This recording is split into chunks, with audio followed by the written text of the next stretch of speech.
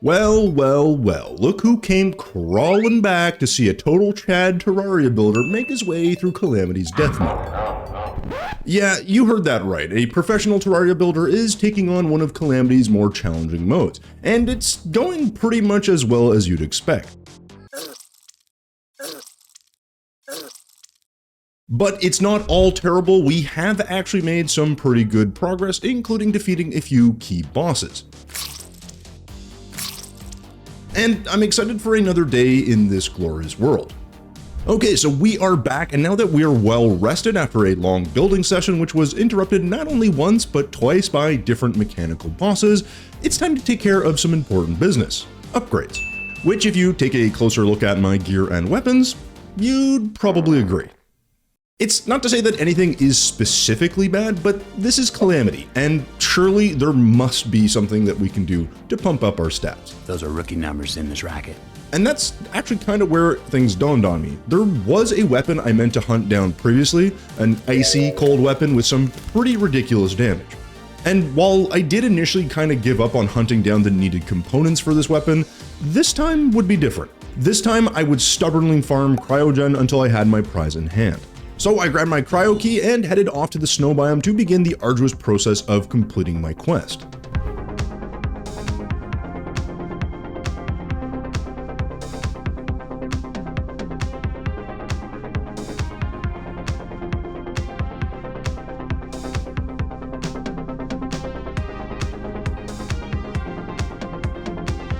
And after a long fight with dangerously low health, I managed to expertly dodge his attacks and then land the final blows to seal my victory. Honestly, I thought this fight was going to be a lot easier, but clearly this boss is still giving me some trouble, so I'm probably on the right track to seek some upgrades. Which reminds me, it's time to open up our first loot bag. Well, no surprise, no Kelvin Catalyst, but there is something that caught my eye here: these stress pills. Now, I don't know if these pills are supposed to make me less stressed or more stressed, but they've got that right combination of defense, improved adrenaline charging, and movement speed, and while they're maybe not the upgrade I was looking for, they're still an upgrade. These aren't the droids you're looking for. These aren't the droids we're looking for. In any case, I quickly re-rolled them, slapped them on, and then got back to my quest of hunting down the Kelvin Catalyst.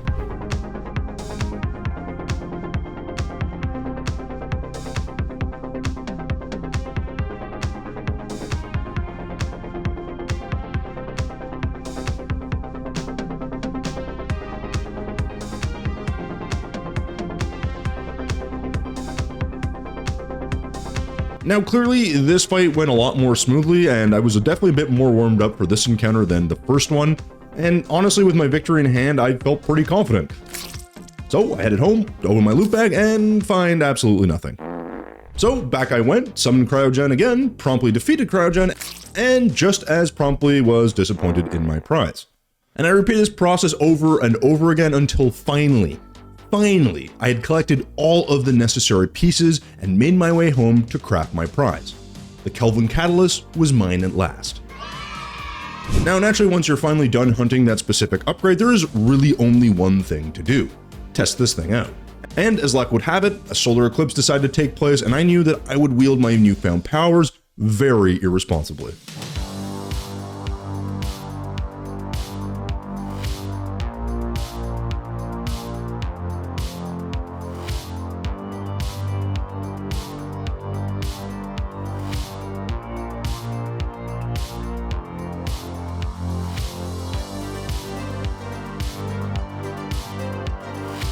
And clearly, this thing will work quite nicely. I was slicing and dicing my way through enemies with ease, and I was confident that I could take on whatever challenges laid ahead. But honestly, I'm not a fan of dealing with events when I don't want to or when I don't have to. And it's at this point that I was informed by the community that I could in fact cancel events whenever I wanted. Yeah, that's a thing. So I went home, talked to Fergus, this guy right here, and saw this cancel event option. And then, yeah, just straight up canceled this thing faster than you cancel your Amazon order after you realize you've got a negative account balance. Anyways, with all this newfound power in hand, I needed a new challenge, and I decided I wanted to do a bit of exploring. So I teleported out to the Sulfurous Seas and finally decided to take a deeper dive into the murky depths. Now, I haven't ever really been in this biome, but I quickly ran into some new enemies. I found some new items, a few chests, and even a few new materials. But the deeper down I went, the darker and scarier this got. I ran into a few oarfish, and I realized I couldn't farm this lava-like resource, which meant I was clearly not strong enough to be down here, which was disappointing. But on top of that, a quick check of my oxygen made me realize that this was as far as I could go, at least for now. So I made my way back home and took a closer look at all of the random loot that I had acquired. A lot of it was pretty useless, to be fair, but then I saw this plating, this anechoic plating, and discovered that this was one of the components for the abyssal diving suit, something I was very likely to need to fully explore the dark depths of the Sulfurous Seas. But as tempting as that was, those murky depths, they were kinda scary. So I decided to do something I was a little more comfortable and familiar with. This was going to be the natural next step in my progression, one that I had done many times. I was finally heading to the jungle. Now, my objectives here were pretty simple. First, I need to get my health up, meaning I was going to need to hunt down a lot of life fruit, a task that can be a bit tedious, but one that is certainly worth doing. My second objective is I needed to create an arena to fight Planta. Now, this is something that usually can be a little bit of a pain to do, but given all our newfound love for the City Buster, I'm pretty sure this should be relatively easy by using one or two of those. Now, I ended up spending a lot more time searching for life roots in the jungle than I care to admit, but all that searching actually paid off as I randomly and happily stumbled across this small lab, which, as you can imagine, I quickly looted, picking everything that I thought was of value, and pretty promptly headed home to drop off all of my goodies. Now, obviously, as you can see, I got distracted and I have not completed my first objective. I've only gotten 8 life roots so far, and I need a heck of a lot more. So back to the jungle I go to continue my search, and it's at this point that the community once again informs me about yet another item that I'm going to need. Yeah, so apparently there's this blood orange that gives me an additional 25 health permanently. The downside? It requires 5 of those life fruits that I'm currently struggling to find. So we'll see how that goes.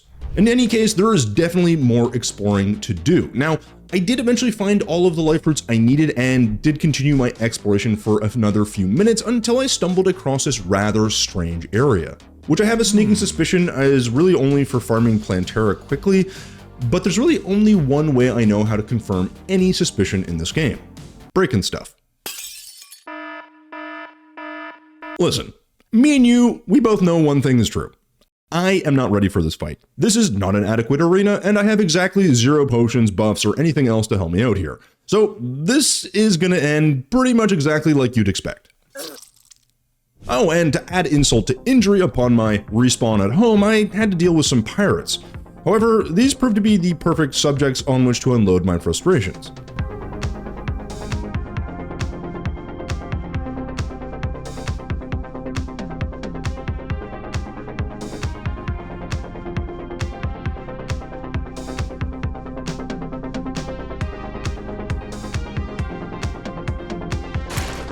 With the pirates destroyed, I needed to head back to the jungle. Yes, I had completed my first objective of collecting the life fruit, but now I knew I could make that blood orange. I had this secondary objective to do. I needed to just grab some more life fruits and make this bloody blood orange. So I just need a few more of these life fruits, and luckily it only took me a few minutes of searching to find what I needed.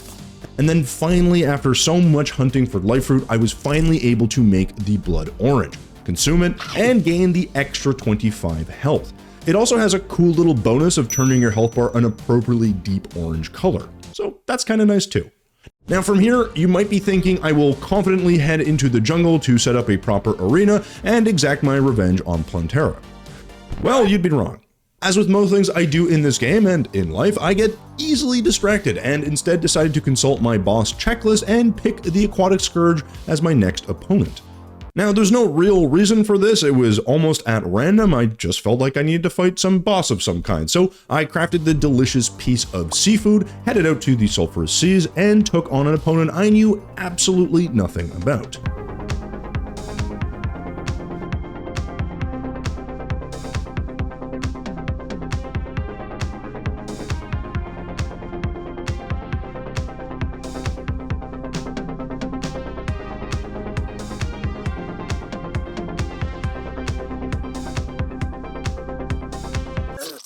Right, so that went about as well as you'd expect. But I did learn a bit about the boss pattern, and it's actually not really that bad. So I'm gonna try this again.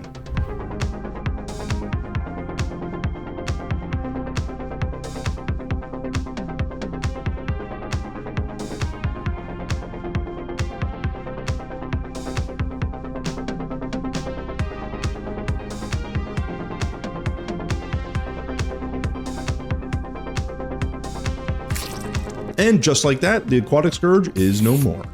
Honestly, I'm really glad that I grabbed those life fruits and blood orange. They definitely came in handy here. Now that the aquatic theme boss is done, I can't think of anything better to do than dive back into the Sulfurous Seas, and really only to continue my previous exploration. Especially since the Scourge dropped this nice aquatic emblem, which provides some crazy defensive stats while underwater, as well as just generally help with exploration with better breathing and additional light for the abyss. So I slapped on my diamond gear and made my way into the briny depths. The exploration part actually went pretty decently, and I slowly kept making my way further and further down. Until that is, I ran into this colossal squid. That was scary, and he hit me once for about 30 to 40% of my health, and I decided to get the hell out of there. Nope. But I guess at least I did manage to upgrade my boots from Terra Spark to these Angel Treads, so there was that, I guess. Anyways, boot upgrades aside, I knew I need to head back to my original objective, specifically Objective 2 in the jungle, setting up an arena to take on Planta. Luckily, as we know, this is no longer a tedious task. With the use of the City Buster, I can make a huge arena in no time at all, so that's exactly what I did. God, I love this thing. From there, I just slapped down some platforms and searched for a Planta bulb and got started on defeating Planta. Except that I died. Now you might be wondering yourself, why did you die? Why did you die? Well, this was not due to a lack of skill, despite what you may think. No, this was due to somebody in my community forcing me to use a weapon of their choice. And if you look closely, you'll notice that they made me use the copper short sword. This was not my fault, okay? And honestly, the worst part of all this was the fact that I simply had to go and find another bulb, which took a longer time than I care to admit. But eventually I did find it and restarted the fight once again, this time with my actual weapon in hand.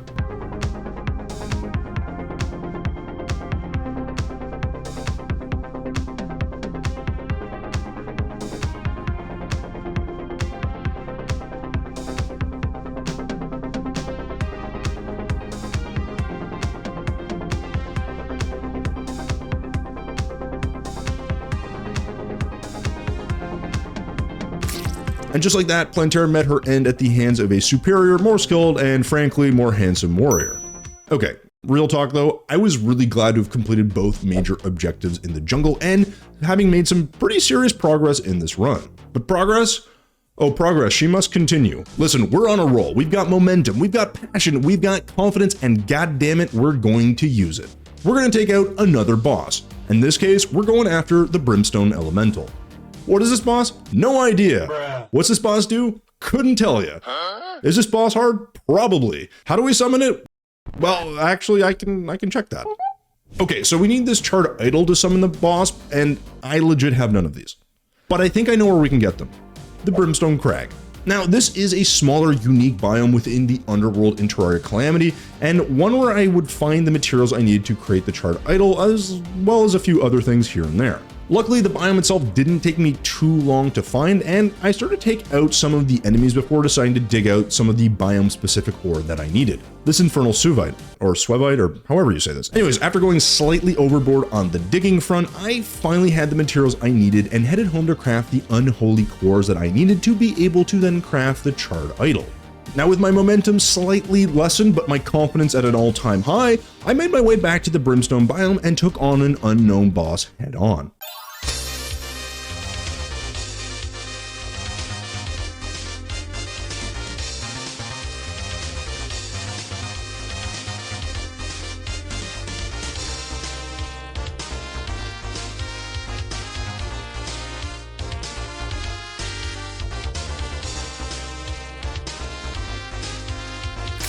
And what can I say? Confidence is a hell of a drug.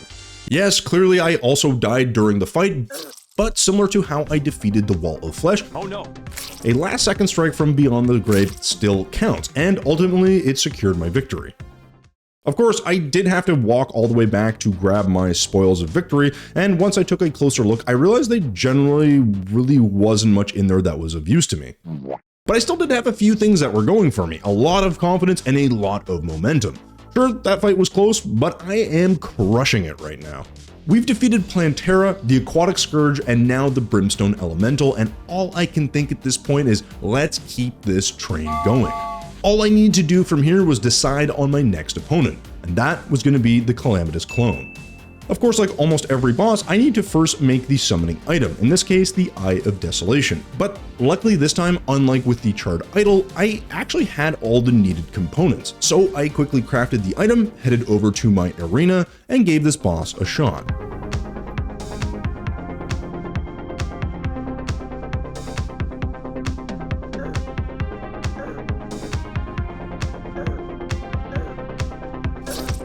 It did not go well. That was a bit of a bullet hell, and not to mention anything of when he splits into various parts and just really beats you up. So I got slapped.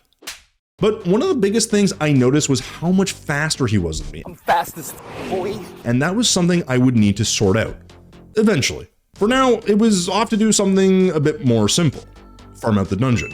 Now, as you know, after beating Planta, the dungeon is chock full of new enemies and items, and it's just a place I've been to a bunch of times, and I don't know, maybe there's some new stuff that the mod adds to the game, so I figured this was a nice, comfortable place to go back and explore. So I made my way over and began taking care of any and all enemies I could get my hands on.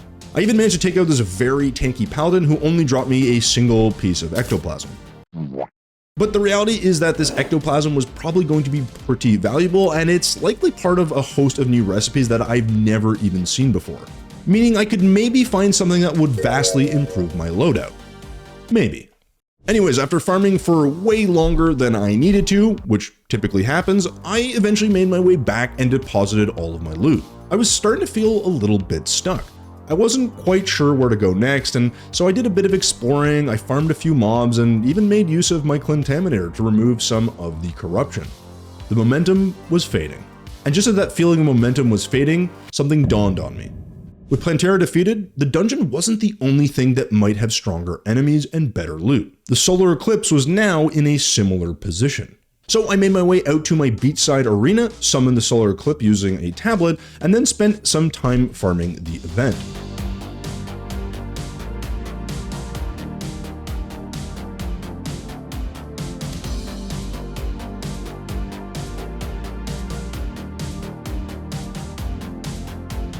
And it wasn't long until I found some new items.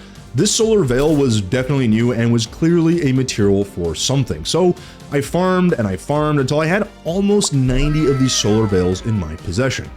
Surely this would be sufficient for whatever it was that they made. And boy oh boy was I right. Not only did I have enough, but these were the materials that I needed for my next upgrade, the Umbraphile set.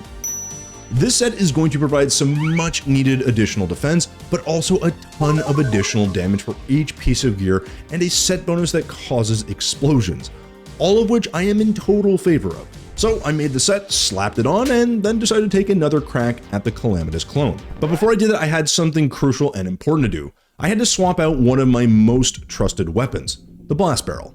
It had served me well, but it was finally time to retire, and in its place would be this defective sphere. It just had so much more additional damage and speed that I could not ignore it, and I was hoping that it was just enough of both that damage and speed that would help turn the tide against our enemy.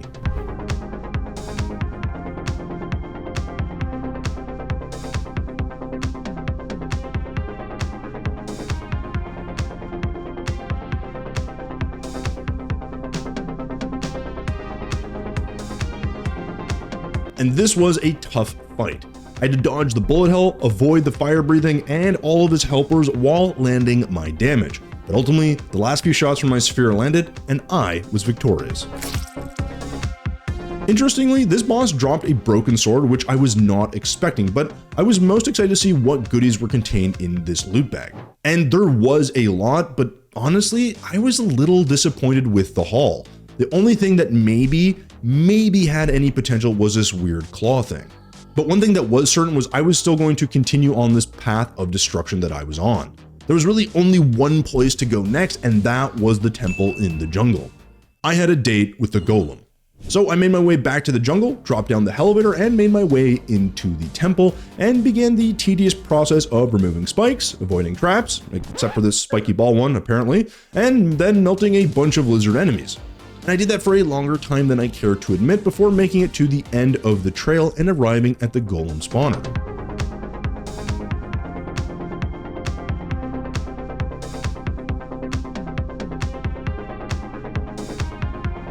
And oh my god, this is so much more annoying than what I'm used to. A ton of projectiles, big balls of fire, and generally increased movement speed does not make for a fun time. But honestly, it's okay. I fought this guy before. We've got this. No problem. Okay, maybe slight problem. Truly, this fight is a lot more annoying than I expected. But I did get him down to under 600 health points, so I can definitely take this guy out. I just need to be a little more skillful. So we're gonna do this again.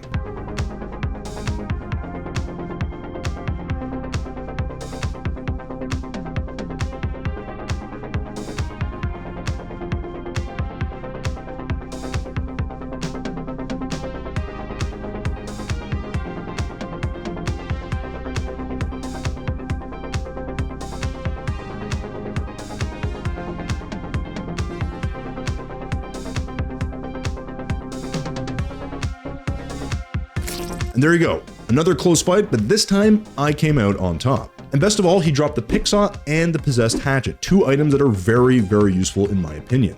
Other than that, there really wasn't all that much too exciting here, but with the golem defeated, I knew there was only one place that I would go next, and that was to the Sulfurous Seas and to dive down into the abyss. Now, you might have forgotten why, so let me refresh your memory. The abyss had this lava-like ore that we couldn't mine previously, and I'm hoping the picksaw is strong enough to do so. So as I dove down, I quickly found what I was looking for, and I was in fact able to mine it out. Turns out this is scoria ore, and I couldn't help but keep mining and mining until ultimately I realized I was diving deeper and deeper. But it's at this point, as I got deeper and it kept getting darker, I started to get this strange sensation, like I was being lured down further and further into the abyss. And by then, it was too late. I had ran headfirst into an apex predator, the Reaper Shark. And honestly, it didn't take long for me to realize I was completely outclassed. I barely did any damage and I couldn't escape. But despite my death, I had my prize in hand and quickly made some scoria bars and checked out the variety of items I could craft. And I, for once, was not disappointed. There were some interesting unlocks and new weapons, and I could even upgrade my armor once again, this time to the hydrothermic armor. But unfortunately, I was missing a key ingredient, the core of havoc. Normally, I'd be keen to grab all the materials I needed, but at this stage, my momentum had run out. I'd accomplished a lot. I finally got my hands on the Kelvin Catalyst, I made several upgrades to my armor, explored some new biomes, and took out a lot, and I mean a lot of bosses. The momentum I had carried me through Planta, the Aquatic Scourge, Golem, the Brimstone Elemental, and the Calamitous Clone. But after all that action, it was finally time to rest. I knew there was a lot more to do and exciting upgrades waiting for me, but that would have to wait until the next time.